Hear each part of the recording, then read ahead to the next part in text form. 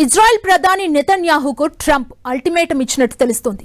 Iran పై నిరంతరం దాడులు చేస్తూ ఉద్రిక్తతలు పెంచేలా నెతన్యాహు వ్యవహరిస్తున్నారని ట్రంప్ గుర్రుగా ఉన్నారు. ఇదే కొనసాగితే భవిష్యత్తులో ఇజ్రాయెల్ ఒంటరిగా మిగిలిపోయే ప్రమాదం ఉందని హెచ్చరించారు. నెతన్యాహుతో జరిపిన ఫోన్ సంభాషణల్లో ట్రంప్ ఈ వ్యాఖ్యలు చేశారు.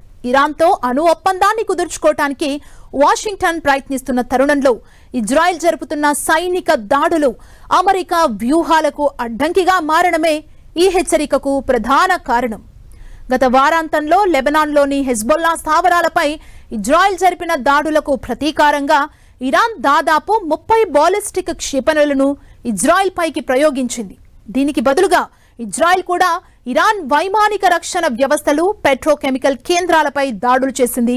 అయితే ట్రంప్ జోక్యంతో ఇరు దేశాలు ప్రస్తుతానికి దాడులను నిలిపివేశాయి. ఇరాన్పై మరింత పెద్ద ఎత్తున దాడులు చేయాలన్న నెతన్యాహు ప్రణాళికను ట్రంప్ జోక్యం చేసుకుని విరమింపజేశారు. ఇరు పక్షాలు పరస్పరం దాడులు చేసుకుంటున్నందున ఇక యుద్ధాన్ని ఆపాలంటూ ట్రంప్ స్పష్టం చేశారు.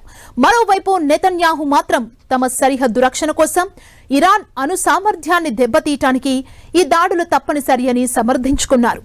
అమెరికా రక్షణ దళాలు ఇరాన్ క్షిపణుల్ని అడ్డుకోవడంలో సహాయపడినప్పటికీ ఇజ్రాయెల్ చేస్తున్న ఎదురుదాడుల్లో మాత్రం నేరుగా పాల్గొనలేదు.